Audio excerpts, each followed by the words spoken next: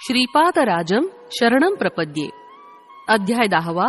नरसिंह मूर्तीचं वर्णन. मी तिरुमलदासांची आज्ञा घेऊन कुरवपुराच्या दिशेस माझं प्रयाण सुरू केलं. श्रीपादांच्या लीला मनात आठवल्या की अंग रोमांचित होई.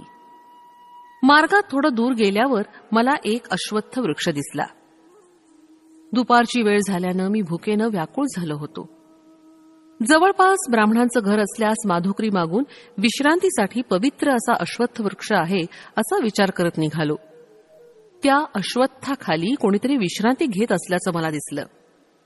जवळ जाऊन पाहिलं तर त्या मनुष्यानं यज्ञोपवीत धारण केलं होतं.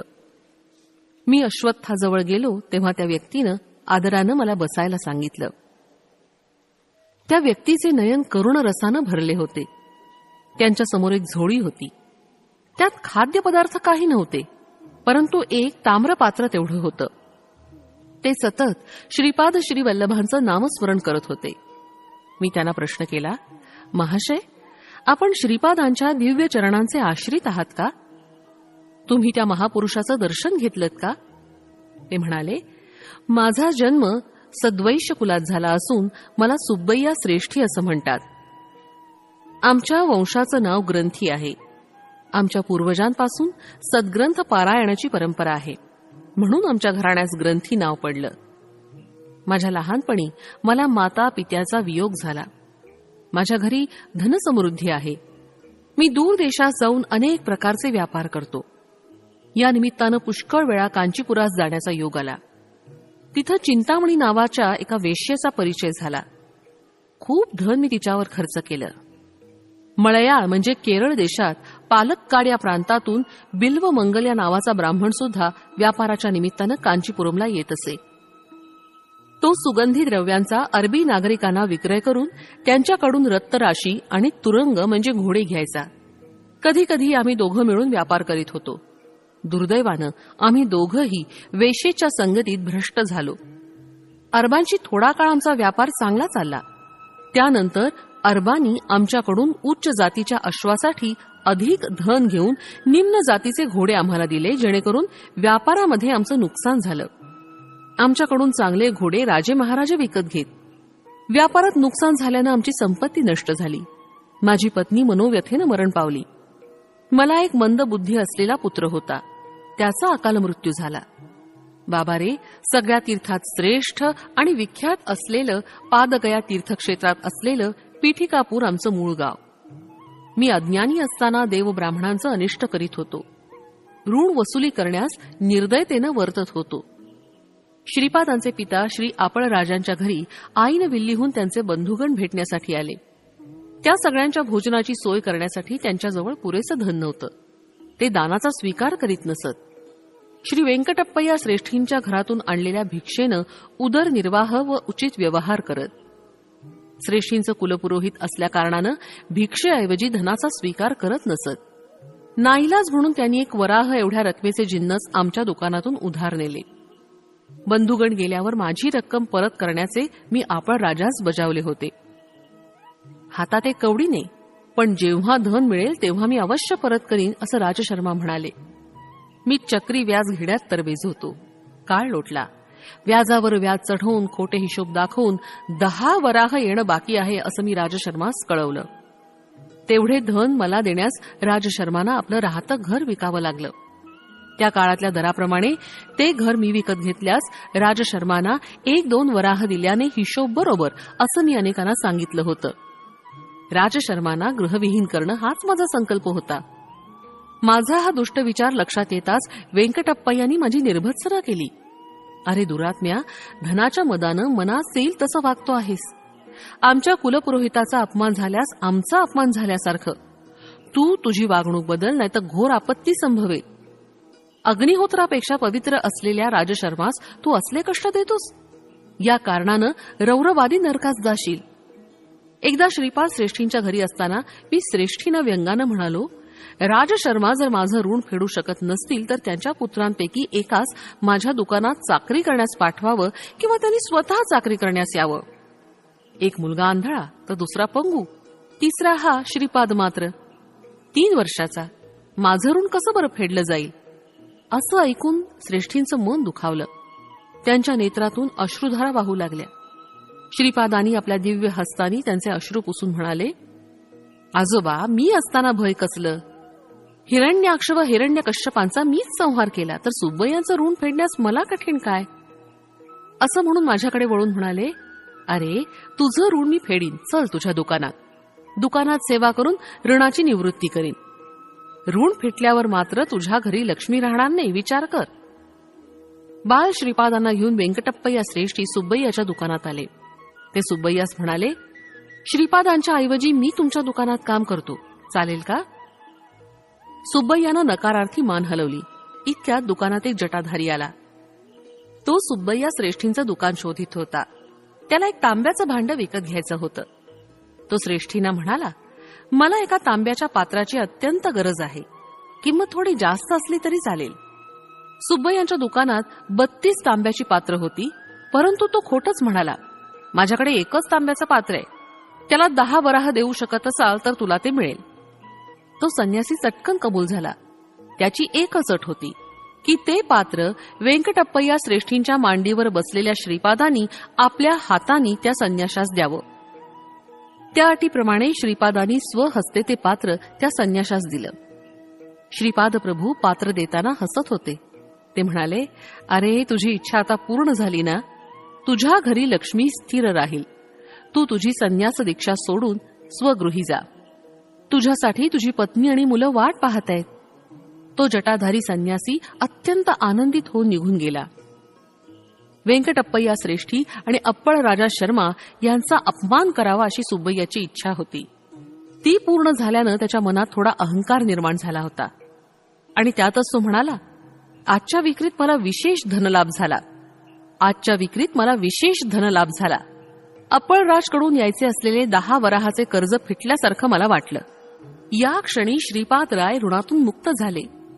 वेंकटप्पय्या म्हणाले, हे जे तू सांगतो आहेस ते गायत्रीच्या साक्षीनं सांग.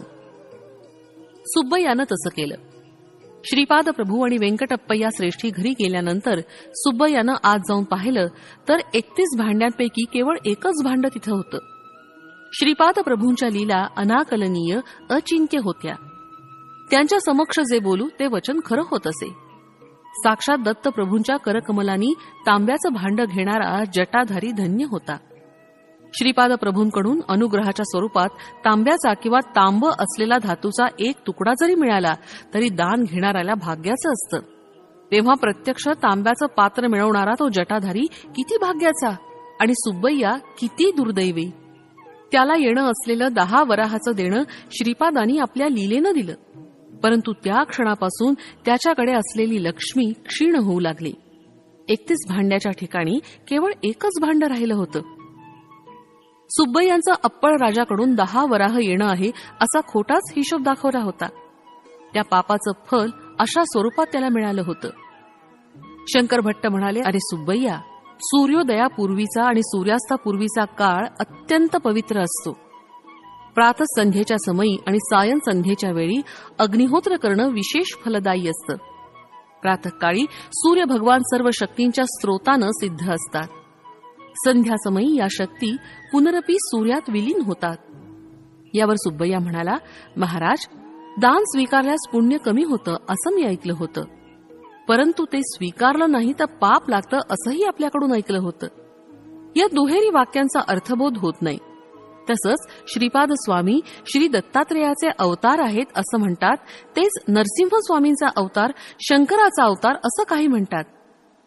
शिवामध्ये अनसूयेचं तत्व कसं अंतर्भूत आहे ते समजत नाही. कृपया याचा खुलासा करावा. परंतु या प्रश्नांचा खुलासा करण्याअगोदर सर्वांना भूक लागली असल्यानं जेवणाचा बेत ठरला. आश्चर्याची गोष्ट अशी की त्या लहानशा जागेमध्ये एका तांब्याच्या भांड्याशिवाय दुसरं काहीच नव्हतं. 2 केळीची पानं सुब्बय्यानं आणली. शंकर भट्ट नदीवर जाऊन शुचिर्भूत होऊन आले. जेवणासाठी भात आणि दोडक्याच्या वरणाचा बेत होता. केळीची पानं जेवणासाठी घेतली आणि पळसाच्या पानांचे द्रोण तयार केले. त्या जटाधारी संन्याशानं डोळे मिटून क्षणभर ध्यान केलं आणि जवळच्या तांब्याच्या पात्रातून द्रोणात पाणी टाकलं. त्यानंतर त्याच भांड्यातून दोडक्याचं चवदार वरण वाढलं आणि नंतर भात वाढला. ते अमृतासमान जेवण करून आम्ही तृप्त झालो. रिकाम्या भांड्यातून प्रथम पाणी आणि नंतर अन्न येणं हा एक दैवी चमत्कारच होता. भोजनानंतर ते भांडं रिकामच होतं. शनिवार प्रदोष समयी केलेल्या शिवार्चनाचं फलित. श्रीपाद स्वामी सकल देवता स्वरूप आहेत. शनिदेव कर्मकारक आहेत. ग्रहांमधील छायाग्रह राहू केतूतील राहू शनीमुळे फल देतो. केतू मंगळामुळे फल देतो. कर्मकारक असणारा शनी कर्मसाक्षी असणाऱ्या सूर्याचा पुत्र असल्यानं शनिवारची सायंकाळ शक्तिमान असते. चतुर्थी आणि त्रयोदशी राहूच बलवान असतात. शनी त्रयोदशीच्या महापर्व काळात सायंकाळी शिव आराधन केल्यास मानवाच्या पूर्वजन्मात केलेल्या पापांचं फल नष्ट होतं. श्रीपाद श्रीवल्लभांचा अवतार मंगळ ग्रहाच्या चित्रा नक्षत्रावर झाला असल्यानं या नक्षत्रावर श्रीपाद प्रभूंची पूजा केली असता सर्व ग्रह दोषांचं शमन होतं. युद्ध, आपदा, शस्त्रास्त्रांनी येणारा अकाल मृत्यू, ऋणग्रस्ततेतून उद्भवणारी संकटे यांचं कारण मंगळ ग्रह असतो. चित्रा नक्षत्रावर किंवा मंगळवारी श्रीपाद स्वामी अरुण वर्णाप्रमाणे प्रकाशमान होतात. कर्ज म्हणजे पाप, अऋण म्हणजे पाप नसणारा अर्थात पापरहित. त्या दिवशी श्रीपाद प्रभू साक्षात अरुणाचलेश्वराचं रूप असतात. वेंकटप्पय्या श्रेष्ठी, नरसिंहवर्मा आणि बापनार्युलू शनी प्रदोषाच्या दिवशी शिवाराधनेत सहभागी होत. त्या दिवशी अप्पळराज शर्मा यांनी सुद्धा मोठ्या श्रद्धाभावानं त्या आराधनेत भाग घेतला होता. अखंड लक्ष्मी सौ सुमती महाराणी शिवस्वरूपातील अनसूया महातत्वाचं ध्यान करीत असे. त्या महातपाचं फलस्वरूप म्हणून श्रीपाद स्वामींचा अवतार झाला. या कारणानं वेंकटप्पय्या श्रेष्ठी, नरसिंहवर्मा अथवा बापनार्युलूकडून धन स्वीकारलं ते दान होत नाही, परंतु त्यांच्याकडून धन न स्वीकारल्यास महापाप आहे असं श्रीपाद स्वामी आपल्या पित्यास न बोलता सांगू इच्छित होते. श्रीपाद प्रभू सकल देवतांचं स्वरूप आहे. सर्व देवतांच्या अतीत असणारं हे महान तत्व आहे. त्यांचं दर्शन, स्पर्श आणि संभाषण ज्या भाग्यवंतांना लाभलं ते धन्य होत. श्रीपाद वल्लभांच्या असाधारण लीलेनं त्यांनी आपल्या पित्यास ऋणमुक्त केल्याची वार्ता पिठिकापुरम गावात दावनालासारखी पसरली. 3 वर्षाच्या श्रीपादांनी अप्पळ राजूंना ऋणमुक्त केल्यानं त्यांच्या नेत्रातून पुत्रस्नेहानं अश्रुधारा वाहू लागल्या. महाराणी सुमती आपल्या पुत्रास हृदयाशी कवटाळून कितीतरी वेळ तन्मय अवस्थेत होती. यावेळी त्यांच्या घरी वेंकटप्पय्या श्रेष्ठी, नरसिंहवर्मा, बापनार्य आणि सुब्बय्या आले होते. सुब्बय्यानं सर्व वडीलधाऱ्या मंडळींसमोर श्री राजशर्माचं ऋण फिटलं असं सांगितलं. यावर श्रीपाद प्रभू म्हणाले, पित्याला ऋणमुक्त करणं पुत्राचा धर्मच असतो. कोणीतरी जटाधारी येऊन 10 वराह देऊन तांब्याचं भांड घेऊन गेला, त्यामुळे माझं कर्ज कसं फिटलं असं राजशर्मांनी विचारलं. अशा प्रकारे अनेक रसपूर्ण क्रिया प्रतिक्रिया झाल्या. बापनार्युलूंनी श्रीपादांना विचारलं की ते जटाधारी संन्यासी कोण होते तुला माहितीये का? यावर श्रीपाद म्हणाले, त्या जटाधारीबद्दलच नाही तर सगळ्या जटाधारी संन्यासांबद्दल मी जाणतो. श्रीपाद स्वामी कोण आणि त्यांचं स्वरूप? बापनार्युलू श्रीपादांना म्हणाले, तू 3 वर्षाचा बालक आहेस, परंतु मोठ्या माणसासारखा बोलतोयस. सर्वांबद्दल माहिती असावयास तू सर्वज्ञ आहेस काय? यावर श्रीपाद म्हणाले, मी 3 वर्षाचे असं तुम्हाला वाटतं, परंतु मला तसं वाटत नाही. माझं वय अनेक लक्ष वर्षाचं आहे. मी या सृष्टीच्या पूर्वी होतो, प्रलयानंतर सुद्धा राहणार आहे. सृष्टीच्या निर्मितीच्या वेळी मी होतो. माझ्याशिवाय सृष्टीची उत्पत्ती, स्थिती आणि लय होऊ शकत नाही. मी साक्षीभूत होऊन सर्व व्यवहारांचं अवलोकन करतो. यावर बापनाचार्युलू म्हणाले, श्रीपादा, लहान मुलांनी आपण चंद्रमंडळात आहोत असा केवळ विचार केल्यानं आपण चंद्रमंडळात असतो असं नाही. प्रत्यक्ष अनुभव असायला हवा. सर्व ज्ञान, सर्व व्यापकत्व, सर्व शक्तितत्व हे केवळ जगन्यंत्याचं लक्षण आहे. यावर श्रीपाद म्हणाले, मी सर्वत्र स्थित असणारं आदितत्व आहे. त्या त्या प्रसंगानुसार त्या त्या ठिकाणी आवश्यकतेनुसार मी व्यक्त होतो. साकार रूपात नसलो तर मी नाही असं होत नाही.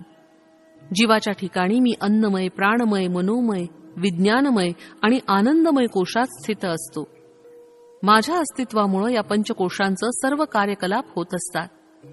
मी विशिष्ट कोशात आहे अशी अनुभूती तुला दिली तर त्या कोशात मी असल्याची जाणीव होते.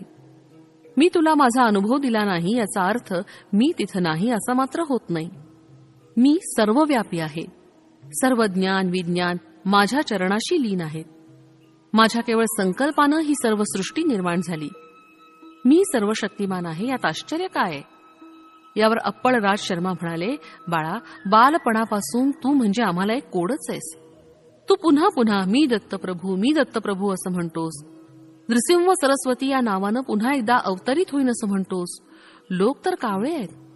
पिठिकापुरममधील ब्राह्मण तर नरलोकातील लोखंडी कावळ्यांपेक्षा सुद्धा भयंकर आहेत. ते या सगळ्याला मनचांचल्य आणि बुद्धिभ्रष्टता असं म्हणतात. आपण ब्राह्मण आहोत. आपण विधियुक्त धर्मकर्मानं आचरण करणं चांगलं आहे. याखेरीज तुला देवाचा अंश असलेला अवतारी पुरुष आहे असं म्हणणं म्हणजे केवळ अहंकारानं म्हणतो आहोत असं ते मानतात. यावर श्रीपाद प्रभू म्हणाले, तात, आपण सांगता ते मी अमान्य करत नाही, परंतु खरं ते सांगितलं पाहिजे ना. पंचभूतांकडून साक्ष देण्याची वेळ आल्यास मी दत्तप्रभू नाही असं सांगणं म्हणजे असत्य भाषणाचा दोष लागणार नाही का? नभोमंडळातील सूर्याला तू सूर्य नाहीस असं म्हटल्यानं तो सूर्य नाही असं होईल का? सत्य हे देशकालाबाधित असतं. आपल्या पिठिकापुरममधील ब्राह्मण स्वतः देहधारी मनुष्य समजून जसं मनुष्यत्वाचा अनुभव घेत आहेत, त्याप्रकारे मी सुद्धा सर्वज्ञत्व, सर्वशक्तित्व, सर्वांतर्यामित्व असलेला दत्त आहे हे तत्व मी सारखं पदोपदी सर्वांच्या अनुभूतीस आणून देत आहे. युगानुमागून युगे जाऊ शकतात, अनेक जगत, सृष्टी, स्थिती, लयाला जाऊ शकतात, परंतु साक्षात दत्त असणारा मी दत्त नाही असं कसं होईल? यावर बापनार्युलू म्हणाले, श्रीपादा, जटाधारी दृष्टीआड झाल्यावर सुब्बय्याकडे असलेल्या 31 भांड्यांच्या भांड्यापैकी एकच उरलं. तू काही चमत्कार करून ते अदृश्य केलंस काय? यावर श्रीपाद प्रभू म्हणाले, सर्व घटना काळाच्या कर्माच्या अनुसार कोणत्या तरी कारणानं घडत असतात. कारणाशिवाय कार्य होऊ शकत नाही. हा निसर्गाचा अनुल्लंघनीय नियम आहे. हे सुब्बय्या पूर्वजन्मी जंगल प्रदेशातील दत्त पुजारी होते, परंतु जंगलामध्ये दत्तदर्शन क्वचितच घेत असत. त्यांच्या स्त्री वासना अत्यंत प्रबळ होती. स्त्री लोलूप असणारा हा पुजारी प्राचीन कालातील पूर्व परंपरेतील पूजेतील मोठी तांब्याची दत्तमूर्ती विकण्याच्या विचारात होता. त्याप्रमाणे एके दिवशी त्यानं ती मूर्ती विकली आणि आलेलं धन वाममार्गानं खर्च केलं. लोकांमध्ये मात्र श्री दत्ताची मूर्ती चोरीस गेल्याचं वर्तमान पसरवलं. जटाधारी बनून आलेला संन्यासी पूर्वीच्या जन्मात लौकिक व्यवहारात अडकलेला सोनार होता. त्यानं धनाच्या आशेनं त्या दत्तमूर्तीस वितळवलं होतं. या जन्मी तो जन्मदरिद्रीहून जन्माला आला. दत्तमूर्तीची पूजा अनेक वर्ष केल्याच्या पुण्याईनं त्या पुजाऱ्यास श्रीमंत अशा श्रेष्ठी कुलात जन्म मिळाला. त्या दोघांनी ती मूर्ती विरघळवून त्याचे 32 तांब्याचे भांडे बनवून विक्रय केला होता. त्या सोनाराच्या घरी नरसिंहदेवाची आराधना करत असत. नरसिंहदेवाच्या मूर्तीसमोर ही तांब्याची भांडी घडवली होती. दैवाच्या संकल्पानं नृसिंहाच्या 32 अवताराच्या अंशांनी त्या तांब्याच्या भांड्यात प्रवेश केला होता. या जन्मात पूर्वजन्माचं ज्ञान होऊन त्या सोनारानं माझी अनन्य भक्तिभावानं सेवा केली. त्याचं दारिद्र्य दूर करण्यासाठी त्यानं मनापासून माझी प्रार्थना केली. मी प्रसन्न होऊन दर्शन दिलं आणि पिठिकापुरमला येऊन माझ्या हातून तांब्याच्या भांड्याचा स्वीकार करण्यास सांगितलं. तसंच 10 वराह श्रेष्ठीला देऊन मला बंध विमुक्त कर असं सांगितलं होतं. तो तसं करून धन्य झाला. त्याची आर्थिक समस्या दूर होण्याचा त्याला मी आशीर्वाद दिला होता. त्याच्या देणेदाराचा त्रास चुकवण्यासाठी त्यानं जटाधारी संन्याशाचा वेश घेतला होता. मला जटाधारीबद्दल सर्वच माहिती आहे ना. हा सुब्बय्या श्रेष्ठी आमच्या कुटुंबाकडून खोटेपणानं 10 वराह वसूल करून घेणार होता. त्याला 10 वराह मिळतील अशी व्यवस्था मी केली, परंतु याच्या बदलात त्याचं सर्व पुण्य फल नष्ट झालं. हे सुब्बय्या, चिंतामणीबरोबर तू केलेले तुझे सर्व शृंगार चाळे मला माहिती आहेत. तुझी कथा माझ्या कथामृतात हास्यास्पद होईल. तू झोळी घेऊन लहान मुलांना लागणारे खाण्याचे पदार्थ विकून आपला उदरनिर्वाह चालवशील. तुझ्याकडून घेतलेल्या पैशांनी माझ्या मात्यापित्यानं त्यांच्या नातेवाईकांच्या भोजनाची व्यवस्था केली होती. तुझ्यापेक्षा जास्त मला वाण्याचा हिशोब समजतो. जेवणातील वरण भात आणि दोडक्याची भाजी करण्यातच तुझे पैसे संपून गेले होते. बाकीच्या खर्चासाठी माझ्या वडिलांच्या कष्टाचे पैसे खर्च झाले होते. तुला अन्नान्न दशा आली म्हणजे तुझ्याकडे असलेल्या तांब्याच्या पात्रातून तुला पाणी, वरण भात आणि दोडकेच प्राप्त होतील. ते तू खाऊन इतरांना खाऊ घालण्यात इतपतच मिळतील. असं श्रीपाद प्रभू तीव्रतेनं म्हणाले. श्रीपाद प्रभूंचं मुखमंडल दिव्य, प्रखर, तेजस्वी असं दिसत होतं. त्यांचे डोळे अग्नीच्या गोळ्यांप्रमाणे लाल दिसत होते. ते पुढे म्हणाले, ए सुब्बय्या श्रेष्ठी, आज रात्री तुझ्या घराच्या दक्षिण दरवाजाजवळ एक म्हैस येईल. तुझा अंतकाळ जवळ आल्याचं तुला कळावं यासाठी यमधर्मराजानं पाठवलेला तो निरोप आहे. मी तुझ्यावर एक अनुग्रह करीत आहे. तू स्वतःच्या हातानं स्वयंपाक करून दोडक्याचं वरण आणि भात त्या म्हशीला खाऊ घाल. त्या म्हशीची ही एकच इच्छा तू पूर्ण कर. ते अन्न खाल्ल्यावर तुझ्याऐवजी ती म्हैस मरून जाईल, परंतु त्या क्षणापासून तू खूप गरीब होत जाशील. तू झोळी घेऊन मी सांगितलेलं काम कर. त्यानंतर तुझी अन्नान्न दशा झाल्यावर मी अनुग्रह केलेल्या तांब्याच्या भांड्याचा तुला उपयोग होईल, असं कडक शब्दात श्रीपाद प्रभू म्हणाले.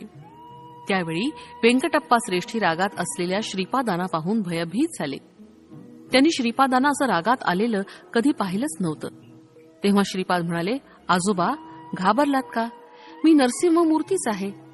तुम्हाला वर देऊन तुमच्यावर कृपा करीत आहे. वाणी कुळातील लोकांना शाप देईन असं आपणास वाटलं काय?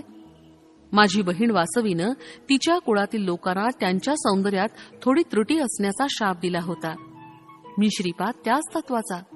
सर्व वाणी निर्धन होतील असा शाप देईन अशी आपणास भीती वाटली काय? आपण घाबरू नका. दैवाला जात कुळ असं काही नसतं. तसंच भक्तांना सुद्धा जाती कुल नसतं. आर्य वैश्यांचा आणि माझा अनुबंध फार जुना आहे. बापनार्य पूर्वीचे लाभाद महर्षीस ना. वाण्यांमध्ये लाभाद महर्षी गोत्र नष्ट झालं आहे. बापनार्यांच्या सर्व वंशजांना, अगदी कलियुगाच्या अंतापर्यंतच्या वंशजांना माझे आशीर्वाद आहेत. त्यांच्यावर माझा वरदहस्त सतत राहील. तुम्हाला दिलेली झोळी वेगळीच आहे. त्यात दत्त मिठाई भरून आहे. कितीही दिली तरी ती कमी होत नाही, परंतु ती कोणाला डोळ्याने दिसणार नाही. नृसिंहाच्या 32 अवतारातील सर्व लक्षणं माझ्या ठाई विराजमान आहेत. बापनार्यांची 33वी पिढी चालू असताना माझ्या जन्मस्थळी महासंस्थानाचं निर्माण होऊन त्यात माझ्या पादुकांची स्थापना होईल. तुमच्या वंशातील कोणत्याही पुरुषानं श्रीपाद श्रीवल्लभांच्या दिव्य भव्य रूपाची नवविधा भक्तीच्या कोणत्याही मार्गानं आराधना केल्यास श्री दत्तात्रेयांचे श्वान अदृश्य रूपात त्यांचा सांभाळ करतील. वेद, पुराण, उपनिषद ही सर्व श्वान रूपात अदृश्य असून सदैव रक्षण करतील. इतक्यात व्यंकटप्पया श्रेष्ठींनी श्रीपाद प्रभूंना प्रेमानं जवळ घेतलं. त्यांच्या डोळ्यातून आनंदाश्रू वाहू लागले. बापनार्याच्या तोंडातून शब्द फुटत नव्हते. सुमती माता हे सर्व स्वप्न आहे, एका वैष्णवी माया अशा संदेहात पडली. अप्पळराज शर्मांचं मन स्तंभित झालं. श्रीपादांचे दोन्ही मोठे भाऊ त्यांच्याकडे भीत भीत बघत होते. हा आमचा धाकटा भाऊ की दत्तप्रभू? हे काय भानगड आहे असा विचार ते करू लागले. नरसिंह वर्मांनी श्रीपादाला आपल्या मांडीवर घेतलं. श्रीपाद वर्मांना म्हणाले, आजोबा, आपण दोघं उद्या घोडागाडीतून आपली जमीन पाहण्यास जाऊ. तेथील भूमाता मला कित्येक दिवसापासून तुझ्या पादस्पर्शानं मला पवित्र केव्हा करणार अशी आर्ततेनं प्रार्थना करते आहे. आर्तत्राणपरायण हे माझं वचन आहे. तेव्हा वर्मा म्हणाले, अरे श्रीपादा, माझं एक छोटं सांगणं आहे. आपल्या पीठिकापुरमजवळ आमची जमीन आहे ना, तिथंच एक छोटं गाव वसून तेथील लोकांकडून शेती करून घ्यावी. गावकऱ्यांना कमी पैशात शेती कसायला देऊन जमीनदारीचा व्यवहार पाहण्यासाठी तुझ्या वडिलांना कुलकर्णी पद द्यावं असा माझा विचार आहे. परंतु सध्या हे कुलकर्णी पद आपल्याकडे नाही ना. यावर श्रीपाद हसून म्हणाले, आजोबा, तुम्ही तुमच्या जमीनदारीचा विचार केला, परंतु माझ्या जमीनदारीचा विचार नाही केलात. हे मला मान्य नाही. अगोदर वडिलांना कुलकर्णी पद करा म्हणावं, त्यानंतर तू कुलकर्णी पद सांभाळायचं आहे असं वर्मा म्हणाले. घंडीकोटा श्रीपाद श्रीवल्लभराज शर्मा अमुक गावचा कुलकर्णी होता एवढंच केवळ इतिहासात शिल्लक राहील. जे कुलकर्णीपण मी करणार आहे ते विश्वात्मक आहे. माझे हिशेब मला आहेत. दररोज कोट्यावधी पुण्यराशींची उलाढाल होताना दिसत आहे. माझ्या अवताराचं प्रयोजन विश्वकुंडलिनीला हलवून टाकायचं आहे. मानवात असल्याप्रमाणे गावाला, शहराला, पुण्यक्षेत्रांना सुद्धा कुंडलिनी असते. सांध्र सिंधुवेद याचं ज्ञान ज्यांना आहे अशांनाच अवगत होऊ शकणारं हे योग रहस्य आहे. पीठिकापुरमची कुंडलिनी बापनार्युलू, व्यंकटप्पय्या श्रेष्ठी आणि वत्सवाई यांच्या 33व्या पिढीमध्ये जागू शकते आत्ताच काय घाईये? दैववशानं तुम्हाला लाभलेल्या या महापुण्य काळातील प्रत्येक क्षणाचा सदुपयोग करून घ्यावा. श्रीपाद प्रभूच्या या वक्तव्यानंतर त्यांनी पीठिकापुरमला कायमचं राहावं असा नरसिंहवर्मांनी प्रयत्न केला होता. श्रीपाद प्रभूंचं वैभव. माझ्यात अज्ञान जवळजवळ भरलेलं आहे. श्रीपाद श्रीवल्लभ, मी स्वतः श्रीकृष्ण आहे असं म्हणत त्यावेळी सामान्य लोकांना ते हास्यास्पद वाटे. त्या अज्ञानातूनच मी प्रश्न केला, श्रीपादा, तू स्वतःला श्रीकृष्ण म्हणवतोस, तर अष्टभार्या 16 सहस्त्र गोपिका सुद्धा या अवतारात आहेत का? यावर मंद हास्य करून श्रीपाद प्रभू म्हणाले, माझ्या अष्टविधा प्रकृतीच अष्टभार्या आहेत. या माझ्या शरीरातून दशदिशांमध्ये शक्ती स्वरूप असणारी स्पंदनं क्षणाक्षणाला प्रवर्तित होत आहेत. अशा प्रकारे प्रत्येक क्षणाला एका एका कलेमधून शरीर, मन आणि आत्मतत्वातून या माझ्या शरीरातून दशदिशांमध्ये शक्ती स्वरूप असणारी स्पंदनं क्षणाक्षणाला प्रवर्तित होत आहेत. अशा प्रकारे प्रत्येक क्षणाला एका एका कलेमधून शरीर, मन आणि आत्मतत्वातून 10 × 10 × 10 बरोबर 1000 स्पंदनं प्रवर्तित होतात. अशा प्रकारे 16 कलांमधून एकूण 16,000 स्पंदनं प्रवर्तित होतात. याच माझ्या 16,000 गोपिका आहेत. पूर्वावतारात त्या सर्व कला मानव रूपात आविर्भूत झाल्या होत्या. या अवतारात त्या सगळ्या निराकार रूपात स्पंदनशील आहेत. विविध देवतांद्वारा माझी पूजा आराधना करण्यात काहीच चूक नाही. ही माझीच आराधना आहे. माझ्यातील शिवस्वरूप, विष्णुरूप आणि ब्रह्मस्वरूप यांची आराधना करता येते. याप्रमाणे विविध देवतांमधील स्वरूपाची आराधना करू शकता. वेगवेगळ्या साधन पद्धती, साधकाच्या विविध साधनावस्था, काल, कर्म, कारण या अनेक जीवांच्या अवस्थांवर प्रभाव टाकीत असतात. नरसिंहाची 33 रूप. नरसिंह राजवर्म्याला त्या रात्री नरसिंहानं 33 रूपात दर्शन दिलं होतं. ती रूप अशी: कुंदपाद नरसिंहमूर्ती, ओप नरसिंहमूर्ती, दिव्य नरसिंहमूर्ती, ब्रह्मांड नरसिंहमूर्ती, समुद्र नरसिंहमूर्ती, विश्वरूप नरसिंहमूर्ती, वीर नरसिंहमूर्ती, रौद्र नरसिंहमूर्ती, क्रूर नरसिंहमूर्ती, बिभित्स नरसिंहमूर्ती, धूम्र नरसिंहमूर्ती, वन्ही नरसिंहमूर्ती, व्याघ्र नरसिंहमूर्ती, बिडाल नरसिंहमूर्ती, भीम नरसिंहमूर्ती, पाताळ नरसिंहमूर्ती, आकाश नरसिंहमूर्ती, वक्र नरसिंहमूर्ती, चक्र नरसिंहमूर्ती, शंख नरसिंहमूर्ती, सत्व नरसिंहमूर्ती, अद्भुत नरसिंहमूर्ती, वेग नरसिंहमूर्ती, विदारण नरसिंहमूर्ती, योगानंद नरसिंहमूर्ती, लक्ष्मी नरसिंहमूर्ती, भद्र नरसिंहमूर्ती, राज नरसिंहमूर्ती, वल्लभ नरसिंहमूर्ती. यानंतरच्या 30वे नरसिंहमूर्ती म्हणून श्रीपाद वल्लभांना पाहिलं. 31व्या अवतारात श्री नृसिंह सरस्वती अवतारात आणि 32व्या नरसिंहमूर्ती रूपात प्रज्ञापूरचे अक्कलकोटचे स्वामी समर्थ यांना पाहिलं. श्रीनिवासांचा वृत्तांत. कन्या मासामध्ये श्रावण नक्षत्रावर द्वादशीच्या दिवशी सोमवारी सिद्धयोगावर श्री व्यंकटेश अर्च स्वरूपात प्रकट झाले.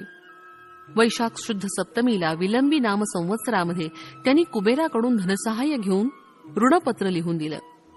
श्री पद्मावती देवी मृगशिरा नक्षत्रावर जन्मली, तर श्रीनिवास श्रवण नक्षत्रावर अवतरले. वैशाख शुद्ध दशमीला उत्तरा फाल्गुनी नक्षत्रावर श्रीनिवासांचा पद्मावती बरोबर विवाह संपन्न झाला. श्रीनिवास प्रभू सुद्धा भारद्वाज गोत्रामध्ये अवतरले. पांडवांच्या वंशातील सुधन्वाला नागकन्येद्वारा झालेला पुत्र आकाश महाराज, याचा भाऊ तोंडमान, वसुधानू हा आकाश महाराजांचा मुलगा. श्रीनिवास प्रभूंनी अगस्ती महर्षींच्या सल्ल्यानुसार अर्धराज्य तोंडमानला दिलं आणि अर्धराज्य वसुधानूला वाटून दिलं. त्या रात्री त्या सर्वांनी श्रीपाद प्रभूंच्या दिव्य नामाचं संकीर्तन केलं. दुसऱ्या दिवशी श्रीपादाच्या आश्चर्यकारक लीलांचं वर्णन सांगण्याचं आश्वासन देऊन सुब्बय्या श्रेष्ठी जवळ असलेल्या कुटीमध्ये शंकर भट्टास घेऊन गेले. त्या कुटीत 2 ताडपत्रीच्या चटया होत्या. 4 कुत्रे त्या कुटीचं रक्षण करत होते. श्रीपादांच्या स्मरणानं प्राप्त होणारं फळ. श्रीपाद प्रभूंच्या हृदयंगम लीलांच्या केवळ स्मरण मात्रानं अनेक जन्मातील साठलेल्या पापांच्या राशी भस्म होऊन जातात. श्रीपाद श्रीवल्लभांचा जय जयकार असो. फलश्रुती दौर्भाग्यनाश.